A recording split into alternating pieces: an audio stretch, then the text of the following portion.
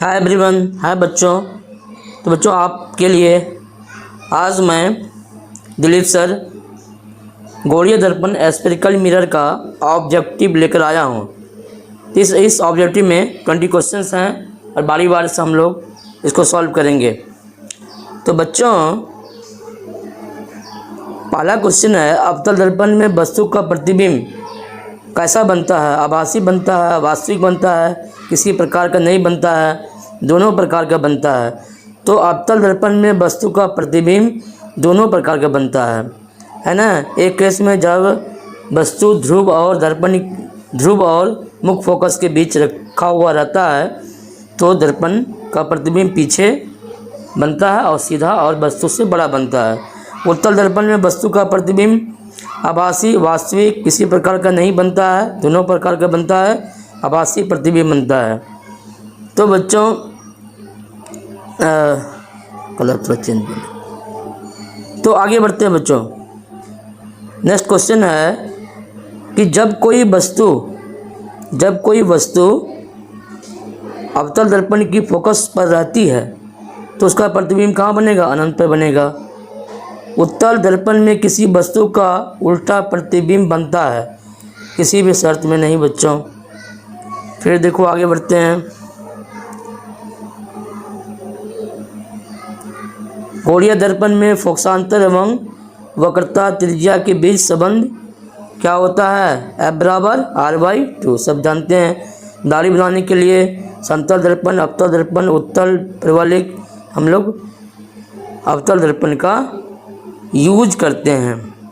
देखो, मोटर में चालक के समीप कौन सा लगा रहता है, यानी साइड मिरर के रूप में कौन सा दर्पण यूज किया जाता है? तो हम क्या करते हैं? उत्तल दर्पण करते हैं। उत्तल दर्पण किया जाता है। क्यों किया जाता है उत्तल दर्पण बच्चों?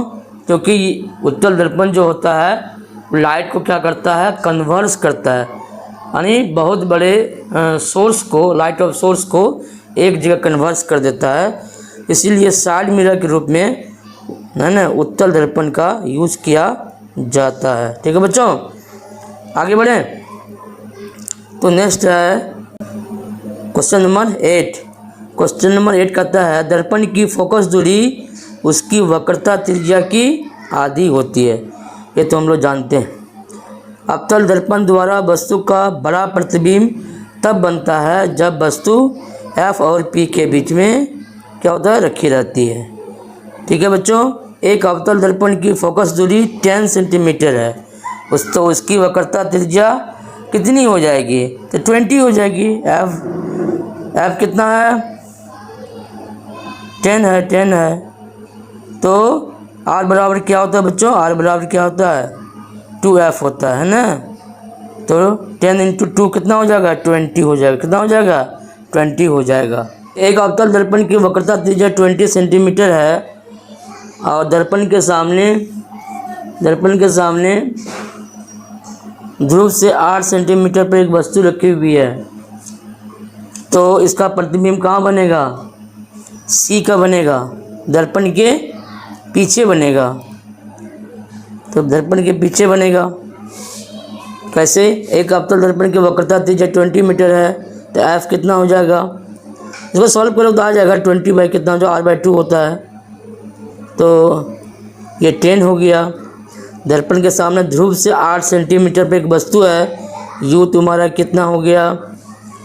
ये हो गया -8 हो गया।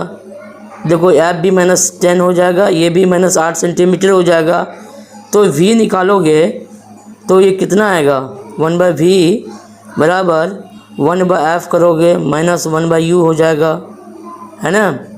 तो और तो ये F कितना है? -10 है, तो -1/10 माइनस हो जाएगा और U कितना है? -8 हो जाएगा। देखो, माइनस प्लस हो जाएगा। तो हम क्या करेंगे? 1/8 अब -1/10 कर देंगे। 8 और 10 का एलसीएम कितना आएगा? 40 आएगा, है ना। तो देखो, तो 8 से 40 में डिवाइड करेंगे तो 5 माइनस क्या हो जाएगा? यहाँ माइनस नहीं होगा, ये यहाँ माइनस है, ये इसको इधर लिख लेना। तो 5 - 1 हो जाएगा, नहीं 4 हो जाएगा। तो 1/, देखो 1/, कितना हो जाएगा 40। देखो प्लस आ रहा है ना, यानी कि v कितना आ रहा है, प्लस आ रहा है, v + 40 आ रहा है। देखो v + 40 आ रहा है। इसका क्या मतलब हुआ, मतलब प्रतिबिंब क्या है, बड़ा तो बन ही रहा है, दर्पण के पीछे बन रहा है, ये मतलब हुआ। प्लस साइन से क्या मतलब है, दर्पण के पीछे आभासी प्रतिबिंब बन रहा है। जैसे देखो, तो वही कहता है कि एक आपतन दर्पण की वक्रता त्रिज्या 20 सेंटीमीटर, दर्पण के सामने ध्रुव से 8 सेंटीमीटर वस्तु है, इसका प्रतिबिंब क्या बनेगा, दर्पण के पीछे बनेगा, दर्पण के पीछे बनेगा।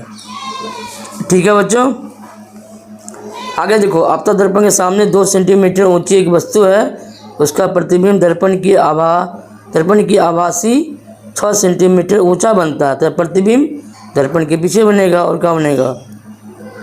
ठीक है ना। तो चलो आगे बढ़ते हैं क्वेश्चन नंबर 13 का। देखो, दाढ़ी बनाने के लिए उपयुक्त गोलीय दर्पण में सीधा प्रतिबिंब प्राप्त करने के लिए चेहरे को, है ना, मुख्य फोकस एवं ध्रुव के बीच रखना चाहिए। कहाँ रखना चाहिए, यह आंसर डी हो जाएगा। एक गोलीय दर्पण 6 सेंटीमीटर की दूरी पर रखी एक वस्तु पर का प्रतिबिंब दर्पण से 30 सेंटीमीटर की दूरी पर उसी ओर बनता है जिस ओर वस्तु है, तो दर्पण का आवर्धन क्या हो जाएगा, आवर्धन।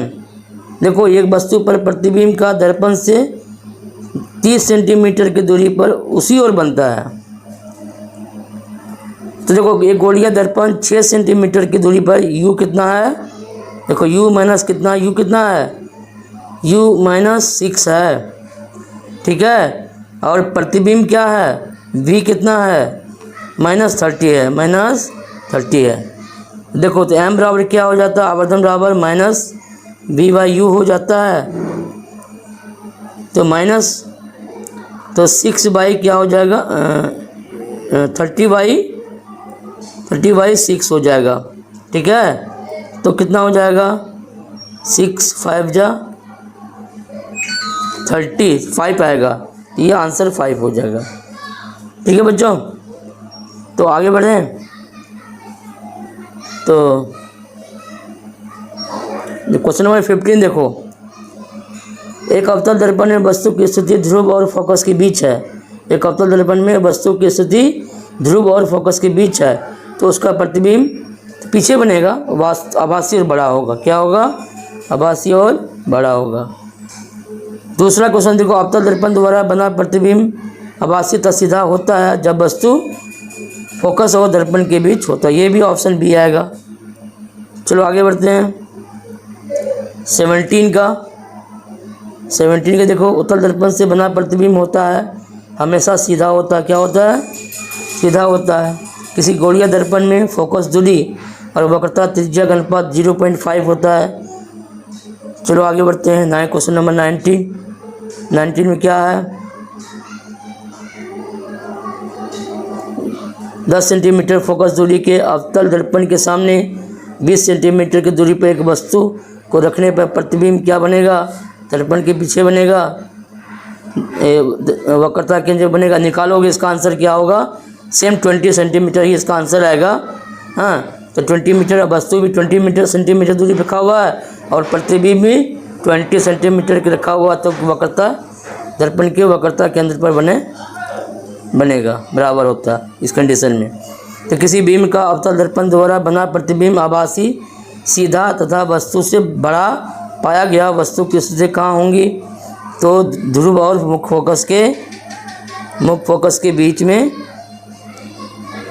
ये डी होगा, ऑप्शन क्या होगा, डी, ऑप्शन डी होगा, डी होगा। ठीक है बच्चों, तो वीडियो अगर अच्छा लगेगा लाइक एंड सब्सक्राइब करना और मिलते हैं नेक्स्ट वीडियो में।